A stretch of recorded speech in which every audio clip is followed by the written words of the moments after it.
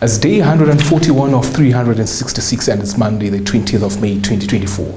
Good evening and many thanks for tuning in this week's first edition of Primetime News. I'm Michael Madimba. We commence tonight's bulletin with a global headline. Iran's powerful allies mourned the death of President Ibrahim Raisi today following a helicopter crash, while regional militants hailed him as a supporter of the Palestinian cause. Now, Iranian authorities raised the alarm on Sunday afternoon when they lost contact with Raisi's helicopter as it flew through a fog-shrouded mountainous area in the Jofa region of East Azerbaijan province. We now bring you a comprehensive report on this tragic event. Interior Minister Ahmed Vahidi at first spoke of a hard landing when Raisi and other officials were returning from meeting with Azerbaijan's President Ilham Aliyev on their common border to inaugurate a dam project. Only 2 of the 3 helicopters in his convoy landed in the city of Tabriz, setting off a massive search and rescue effort. As the sun rose early today, rescue crews said they had located the destroyed aircraft, a Bell 212 helicopter, with no survivors among the 9 people on board.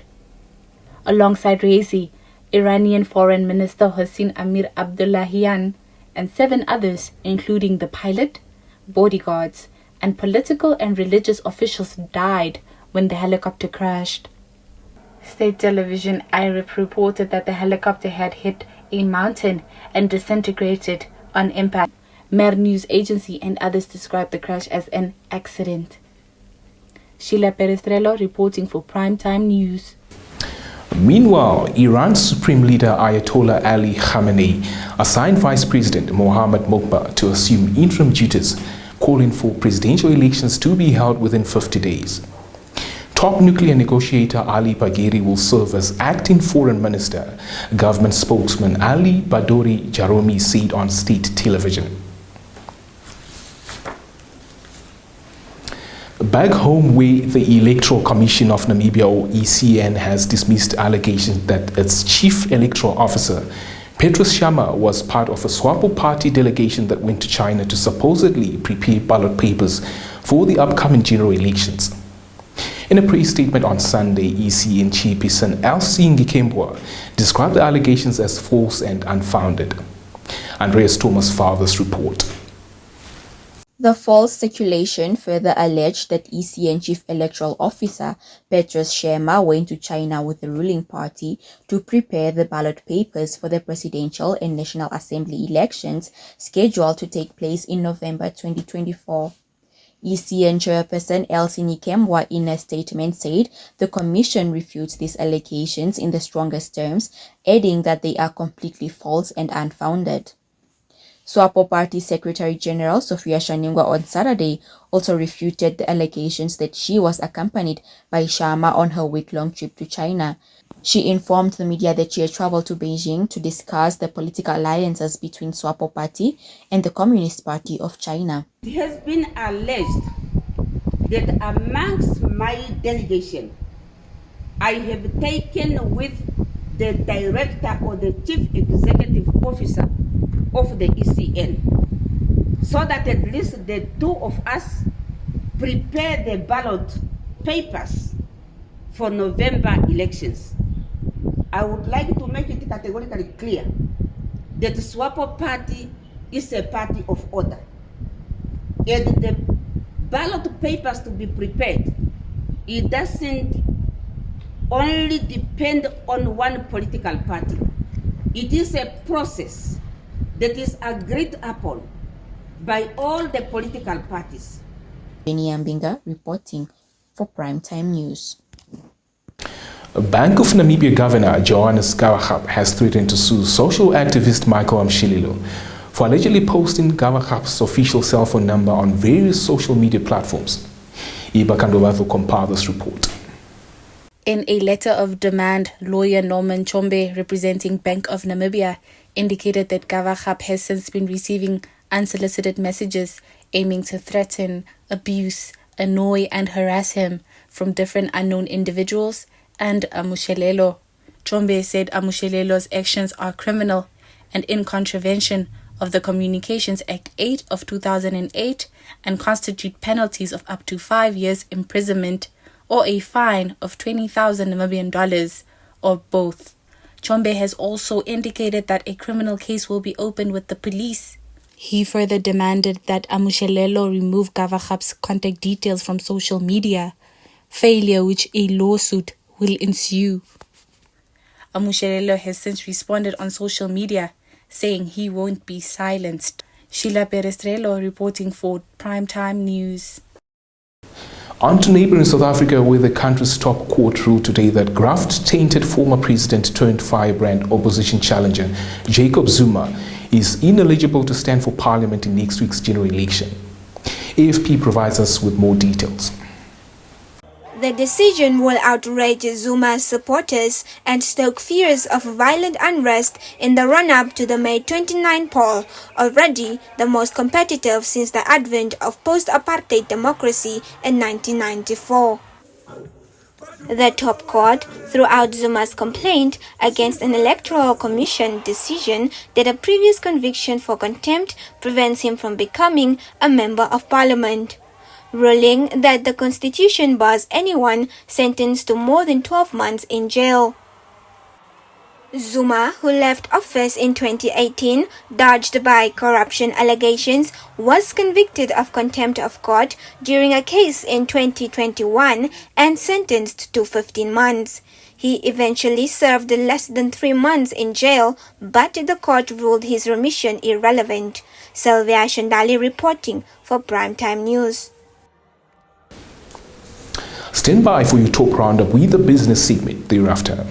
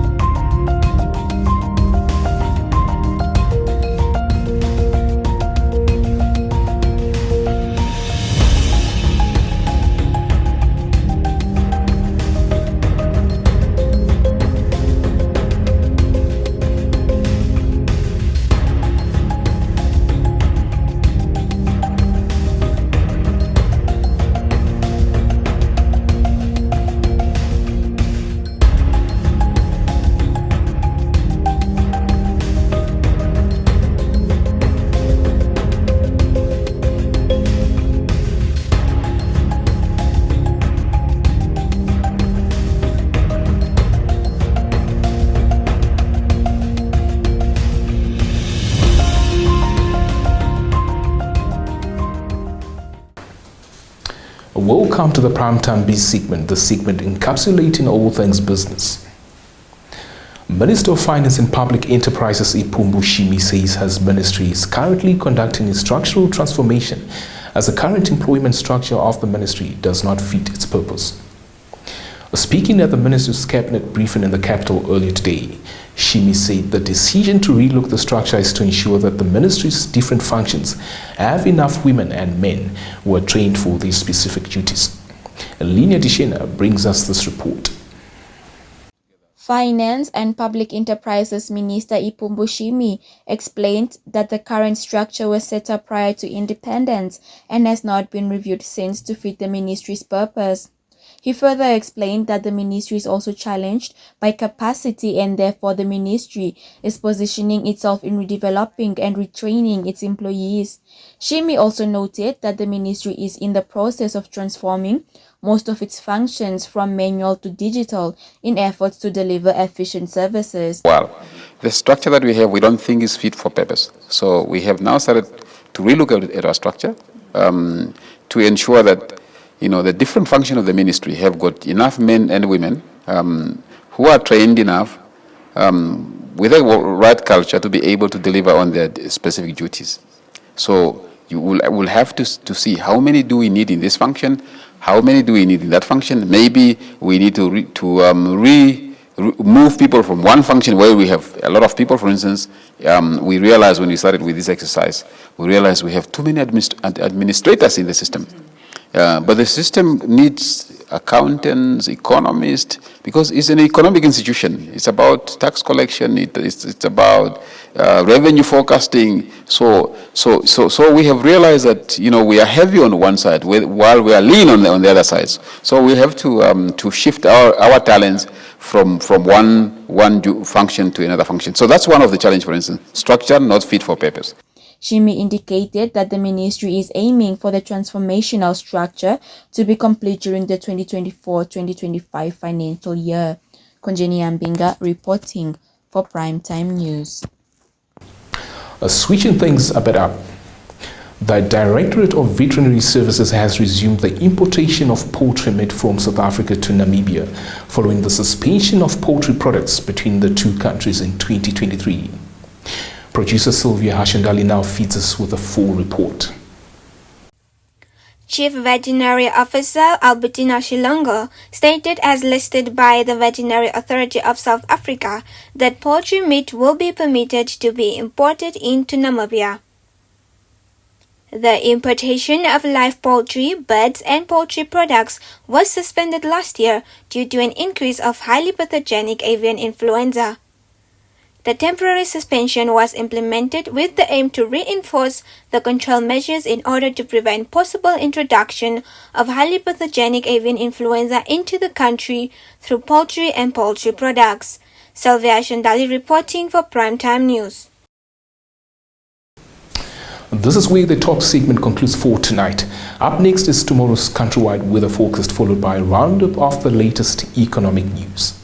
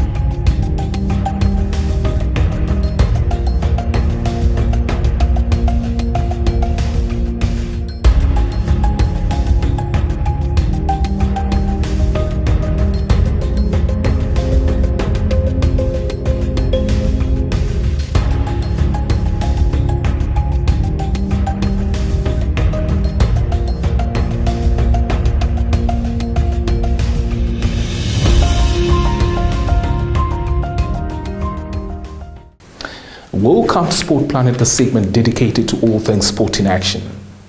We commence tonight's segment with World Para-Athletics Championships currently underway in Kobe, Japan. Namibia's T11 female sprinter Lahia Ishitile today missed out on a spot in the final of the T11 women's 100 meters after finishing 5th overall at the championships. Now, a total of 11 para-athletes and 7 guys are representing Namibia at the 2024 championships. Ishitile and her guide Sam Shimanda won a bronze medal in the T11 400 meter sprint on Sunday. Today, however, they finished second in the 100 meters, despite running an African record of 12.39 seconds in heat 2 of the 100 meter sprint. Meanwhile, Namibia's T13 sprinter Johannes Nambala also missed out on a medal today after finishing in 6th place on the T13 100 meters final at the World Para-Athletics Championships. Nambala qualified for the final of the T13 100 meters on Sunday after running a season best time of 11.46 seconds, which saw him finish 4th in heat 2 and 7th overall. Stay tuned for your sports roundup.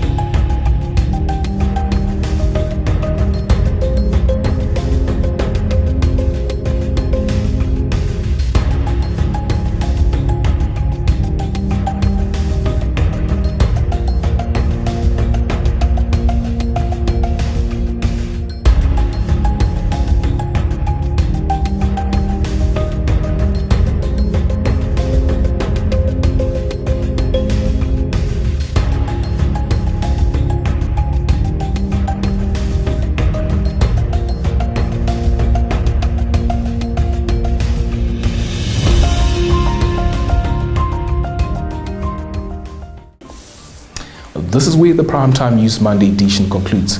I will be back on the morrow with the latest local, continental and global updates of affairs shaping our world. From myself, Michael Madimba, and my production architects behind the scenes, it's good night.